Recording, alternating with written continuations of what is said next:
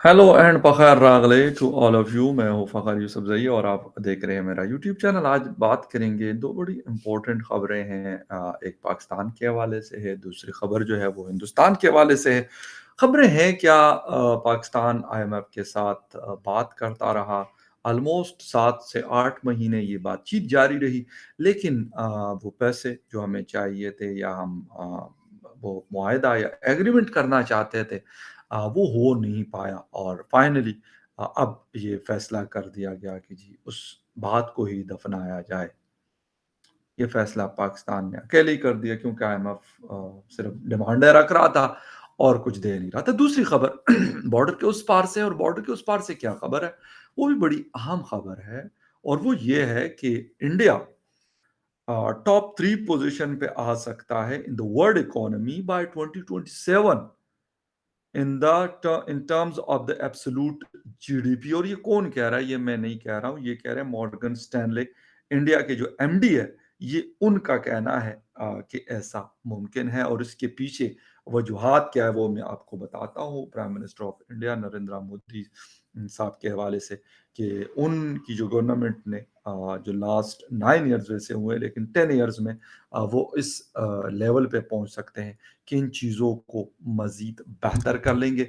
और उसके साथ-साथ ये होगा कि वो टॉप 3 इकोनॉमीज़ में आ जाएँगे। यकीनन एक बहुत बड़ी खबर है। शायद लोग या मेरे जैसे और बहुत सारे लोग ये समझ रहे थे कि इसको it will take time 5 to 10 years may be, but ये इससे पहले हो रहा है। तो यकीनन it's a big news, it's a breaking news आप कह दें या जो भी कहें, तो ये है। खैर एनीवे, डिटेल में जाएँगे इन खबरों के और इस पे बात भी करेंगे, पाकिस्तान के हालात के हवाले से भी बात करेंगे।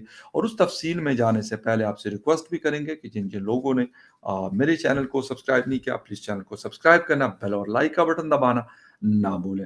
अच्छा जी, बात हम कर क्या रहे हैं? बात कर रहे हैं आईएमएफ के हवाले से। आईएमएफ के हवाले से पाकिस्तान हमेशा से कर्ज़ लेता है, उधार पकड़ता है आईएमएफ से। ये हमारा 23rd यानी 23वां प्रोग्राम हमारा उनके साथ इस वक़्त चला है, जो इनकम्प्लीट रहा, पूरा नहीं कर सके। उसकी वजह क्या थी? वो आपको यकीनन कुछ पता है, कुछ मैं बताऊँगा कि बातचीत चल रही थी कि यार इसको, इस रिव्यू प्रोग्राम को, यानी 9th जो प्रोग्राम, वैसे तो 23rd प्रोग्राम है, लेकिन इसका जो रिव्यू है, ये जो अभी हमें फंडिंग होनी है $6 बिलियन की, तो उसमें ये 9th रिव्यू था। 10th एंड 11th रहते हैं। तो उसके लिए कोशिश की गई कि किसी तरीके से सागडार साहब इसको फुलफिल कर पाए, लेकिन वो कामयाब नहीं हुए। उन्होंने अमेरिका का दौरा भी किया। पाकिस्तान के प्राइम मिनिस्टर मियां शहबाज शरीफ साहब ने भी, जो आईएमएफ की एमडी हैं, उनसे 2-3 दफ़ा बात भी की। इससे पहले भी हमारी जो मिलिट्री एस्टैब्लिशमेंट है, उनके लोगों ने, यानी बाजवा साहब जिस वक़्त हुआ करते थे, तो उन्होंने भी बात की थी अमेरिकन स्टेट डिपार्टमेंट से और उन्होंने फिर जो हमारा 8th रिव्यू था, उसको मुमकिन बनाया था। लेकिन ख़ैर अब तो बाजवा साहब हैं नहीं, और आसिम मुनीर साहब शायद और कामों में मसरूफ़ होंगे या फिर जो भी है। ख़ैर एनीवे, उनका काम भी ये नहीं है कि वो हमारे लिए पैसे माँगते फिरें, लेकिन क्योंकि लास्ट जो हमारे गुज़रे हैं लोग, तो वो ये करते रहे, तो इसीलिए फिर एक्सपेक्टेशंस तो होती है। ख़ैर, अब ख़बर है क्या, हुकूमत ने आईएमएफ से मौजूदा कर्ज़ का जो प्रोग्राम है, वो नामुकम्मल ही ख़त्म करने का असूली फ़ैसला कर लिया। शुक्र है, अच्छी बात है कि ये असूली फ़ैसला हमारी हुकूमत ने, यानी हुकूमत पाकिस्तान ने, गवर्नमेंट ऑफ पाकिस्तान ने, पाकिस्तान डेमोक्रेटिक मूवमेंट की हुकूमत ने ये फ़ैसला किया है।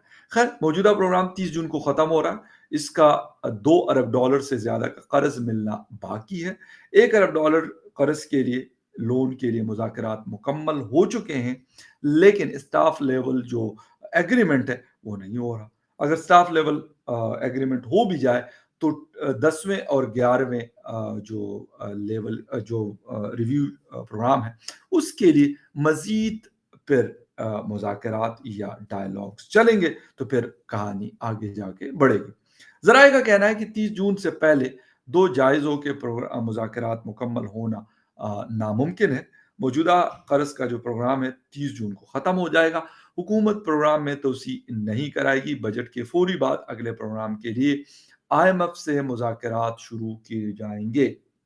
कुछ ज़राए ये भी बता रहे हैं कि मौजूदा हुकूमत मुज़ाकरात मुकम्मल ना कर सकी तो निगरान जो ये केयरटेकर गवर्नमेंट आएगी जिसने अभी आना है, वो इस लोन के प्रोग्राम को मुकम्मल करेगी।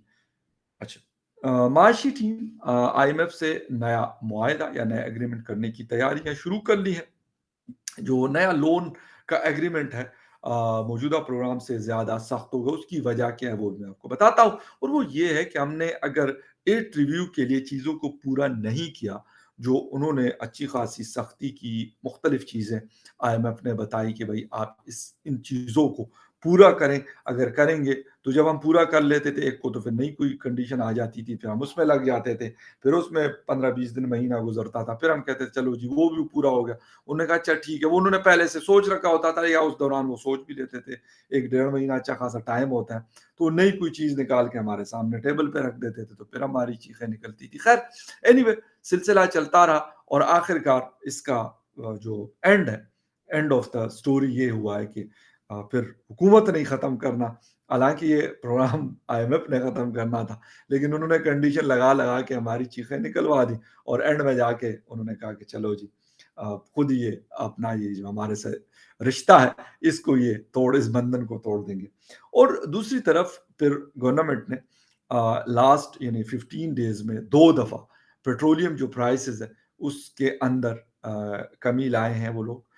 मेरे ख़्याल में ये खबर तो अच्छी है एज़ ए पाकिस्तानी हम सबके लिए कि पेट्रोल की प्राइस में लास्ट टाइम 12 रुपीज़ कट लगा था, डीज़ल में 30 रुपीज़ लगा था। अभी डीज़ल में 5 रुपीज़ का लगा है और पेट्रोल में 8 रुपए का, 8 से 10 रुपए का लगा है। तो उससे ये होगा कि जो थोड़ा बहुत यानी अगर आप डीज़ल की बात कर लें तो 30 से 40 रुपए ऑलमोस्ट बनते हैं लास्ट 15-16 डेज़ में। और अगर पेट्रोल की बात करें तो वो भी ऑलमोस्ट 20 रुपीज़ बनते हैं कि उसमें कट लगा। तो ये और इसके साथ-साथ जो इन्फ्लेशन है, उसको कंट्रोल करने के लिए स्पेशली एडिबल ऑयल के हवाले से गवर्नमेंट कोशिश कर रही है और कुछ प्राइसेस डिक्रीज़ की हैं। क्योंकि मैंने खुद खरीदी अभी नहीं है कुछ दिनों से, तो मुझे नहीं पता लास्ट मंथ जो चीज़ें खरीदी थी, तो वो तो वही प्राइस थी, अच्छी खासी महँगी थी। अब पता चलेगा कि ये वाक़ई इन्होंने कहा था कि 50 टू 70 रुपीज़ पर केजी या पर लीटर जो ए ग्रेड क्वालिटी की प्रोडक्ट्स हैं एडिबल ऑयल की या घी, तेल की, तो उसमें कमी की जाएगी या कमी कर दी गई है, अनाउंस कर रहे थे वो जो हमारे यूटिलिटी स्टोर्स हैं, वहाँ पर भी और वो कह रहे थे कि ओपन जो मार्केट है, वहाँ पर भी। लेकिन क्योंकि मैं आपको इसलिए बता रहा हूँ कि जब खुद खरीदेंगे तो फिर अंदाज़ा होगा कि वाक़ई ये है या नहीं। अगर वो कर जाते हैं, तो मेरे ख़्याल में ये एक हम लोगों के लिए बड़ा रिलीफ़ होगा। बहरहाल हम जो भी कहें, ठीक है, इस हुकूमत से बहुत सारे प्रॉब्लम्स भी इन्होंने फ़ेस की और काफ़ी टफ़ टाइम भी मिला। कभी इमरान खान साहब की तरफ से, कभी आईएमएफ की तरफ से, कभी किसी और की तरफ से। लेकिन फिर भी अगर ये हालात को थोड़ा-सा सँभाला देते हैं जो फ़िलहाल ऐसा नहीं ये वक़्ती तौर पे मैं हमेशा ये बात करता हूँ कि अभी अगर ये कुछ है तो ये फॉर शॉर्ट टर्म है। ये कोई लॉन्ग टर्म नहीं है क्योंकि लॉन्ग टर्म पॉलिसी अभी हमने बनाई कोई नहीं है।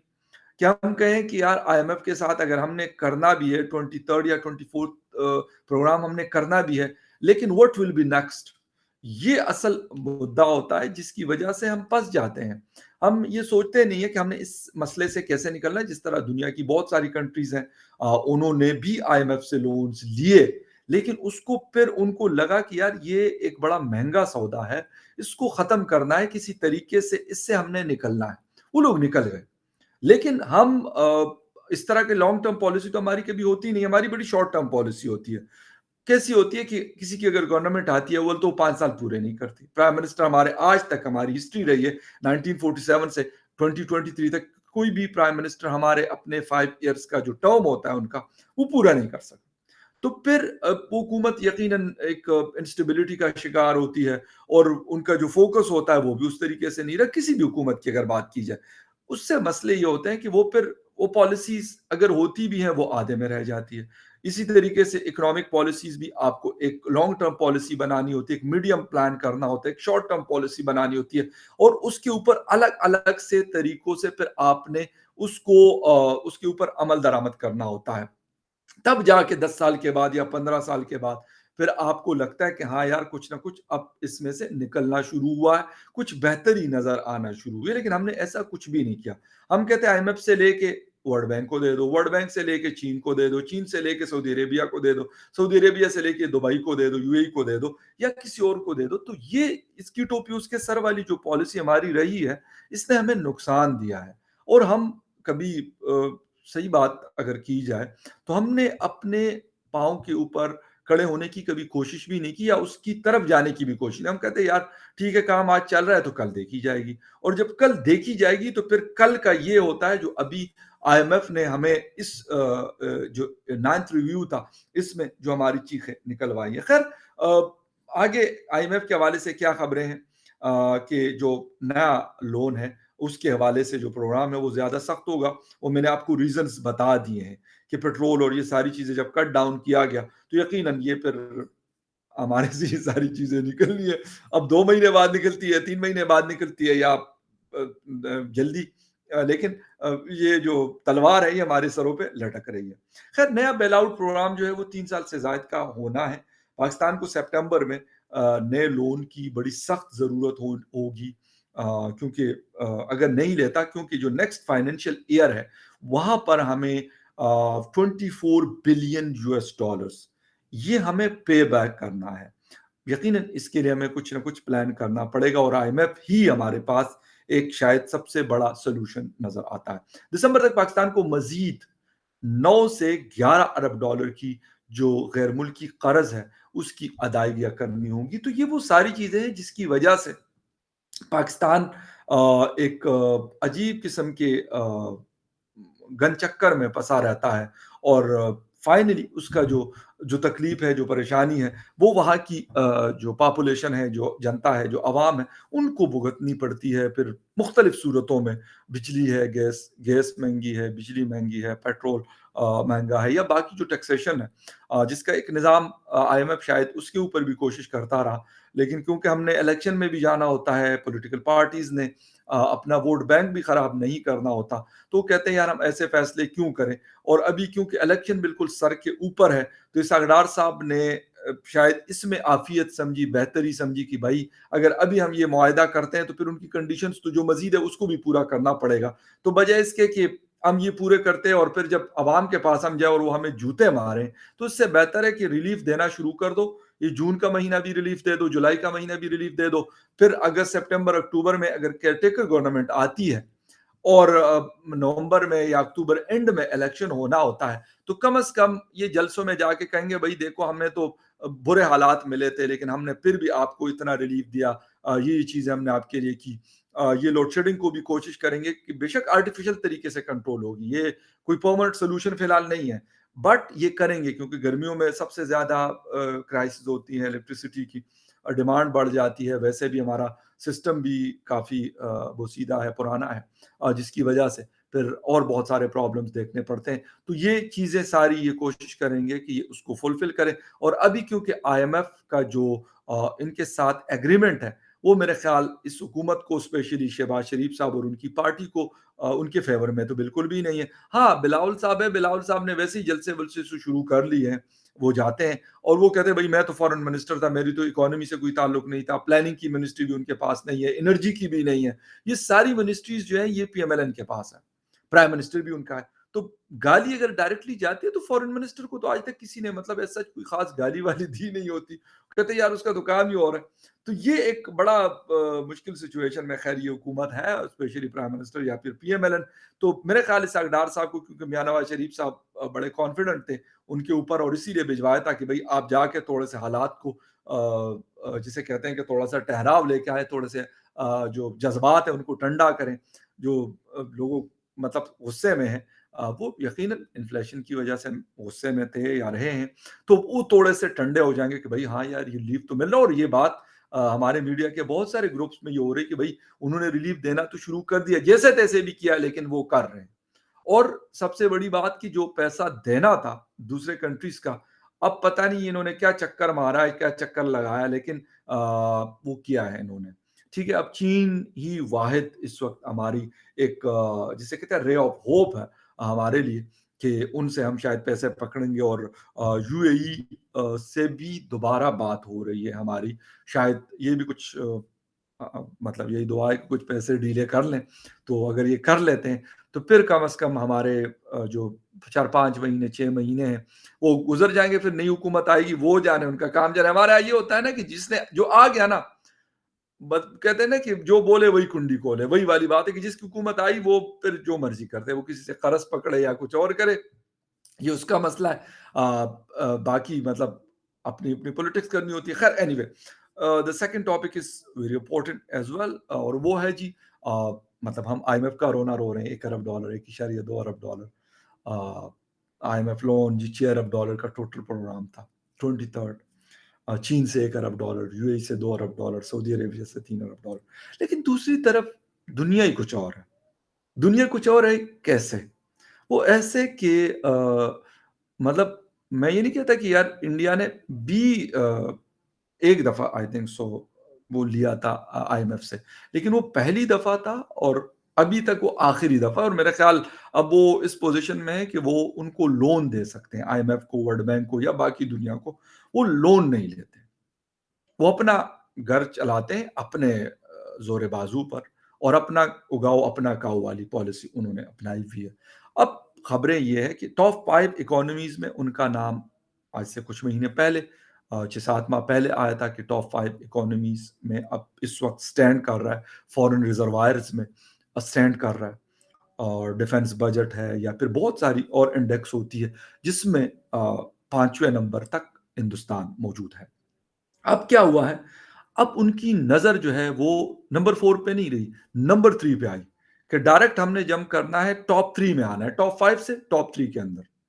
अब क्या है वहाँ पर कि अभी जो लेटेस्ट रिपोर्ट आई है, उसके मुताबिक क्या है? वो ये है कि 2027 यानी आफ्टर 4 इयर्स इंडिया जो है वो और ये कोई आम मतलब ये एक बहुत बड़ा एक इदारा है मॉर्गन स्टैनले, ये उनकी रिपोर्ट आई है कि ये नंबर 3 में जीडीपी के लिहाज से नंबर 3 पोज़ीशन पे आ जाएगा। अच्छा, ये क्या कहते हैं कि जो इनके प्राइम मिनिस्टर यानी हिंदुस्तान के प्राइम मिनिस्टर हैं, जो अभी उनको 9 साल हुए, अगले साल उनको 10 साल हो जाएँगे, फिर इलेक्शन में यकीनन हो जाएँगे। पोज़ीशन भी उनकी अच्छी है, लोग बड़ा ट्रस्ट भी करते हैं।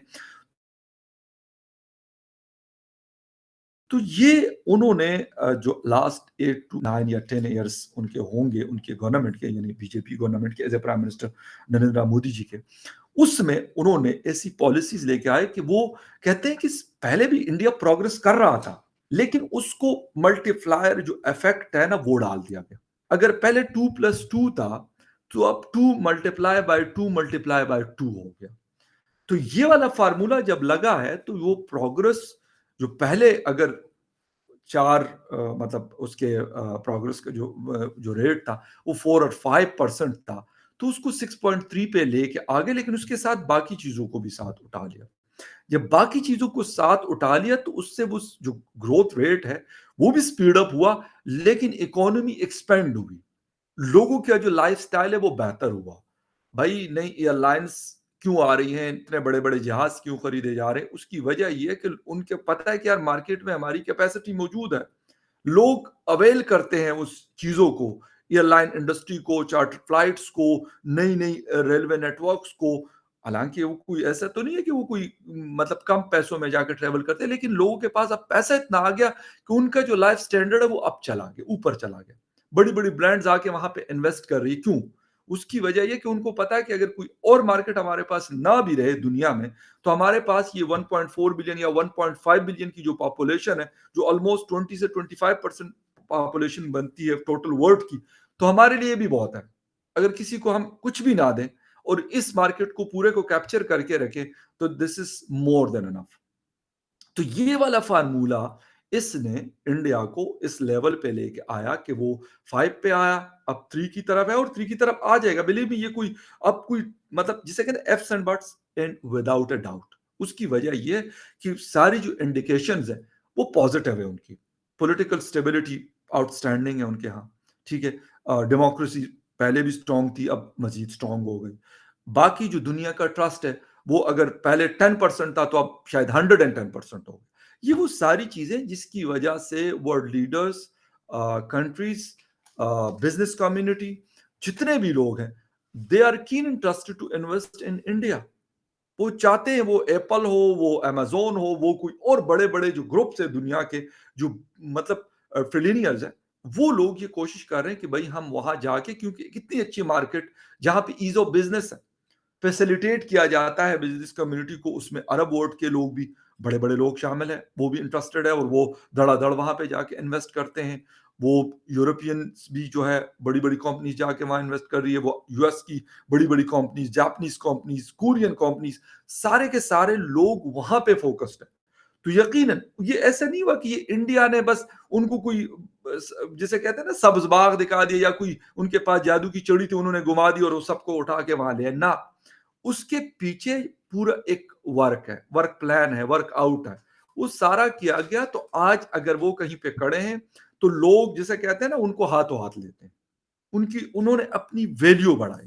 जिस तरह गोल्ड है ना, गोल्ड है, सिल्वर है, ब्रॉन्ज है, अब तीनों मेटल्स हैं, लेकिन ब्रॉन्ज का अलग रेट है, सिल्वर का अलग रेट है, गोल्ड का और रेट है, फिर डायमंड्स का और रेट है। क्यों फर्क है? उसकी वजह यह है कि उसकी मार्केट जो है वो स्पेशल है।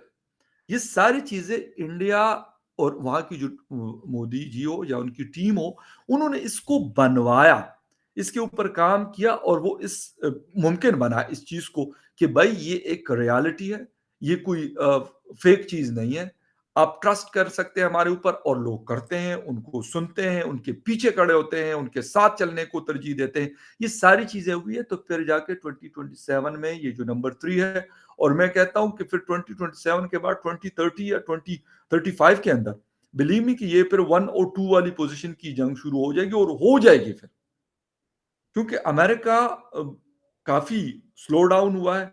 फिर चीन और इंडिया के बीच में ये जंग है, और मेरे ख्याल में जो इंडिकेशंस अभी तक आ रही हैं, तो उसमें चीन पीछे रह सकता है और इंडिया आगे जा सकता है। लेकिन लेट्स होप, मैं ये कह रहा हूँ, यहाँ पे कोई कंपैरिजन नहीं है पाकिस्तान इंडिया का ना करना, लेकिन मैं कहता हूँ कि जब आप कॉन्स्टेंटली कोशिश करते हैं एक टारगेट को अचीव करने के लिए, आप कर लेते हैं। हिंदुस्तान ने ये सफ़र कोई आज शुरू नहीं किया होगा, इसके पीछे एक बहुत लंबी कहानी है, बहुत बड़ी मेहनत है, वहाँ के लोगों की एजुकेशन का अलग रोल है, उनके पॉलिटिकल स्टेबिलिटी का रोल है, उनकी डेमोक्रेसी का रोल है, उनके मुख्तलिफ लोगों का रोल होगा, कोई एक बंदे ने नहीं किया। लेकिन अभी जिस बंदे के पास भाग-दौड़ है, उसने इसको तेज़ किया। यही चीज़ पाकिस्तान को चाहिए, अगर ये होगा बेशक ही इंडिया की तरह भई टॉप 5 में, टॉप 3 में ना आए, लेकिन एट लीस्ट यार टॉप 20 में तो आ जाए, टॉप 30 में आ जाए। कुछ तो ऐसा हो कि आपको लगे कि हाँ यार ये चीज़ हो सकती है। लेकिन खैर एनीवे विल सी यू, आपके साथ होती है फिर मुलाकात किसी और शो में, तब तक के लिए टेक केयर एंड बाय।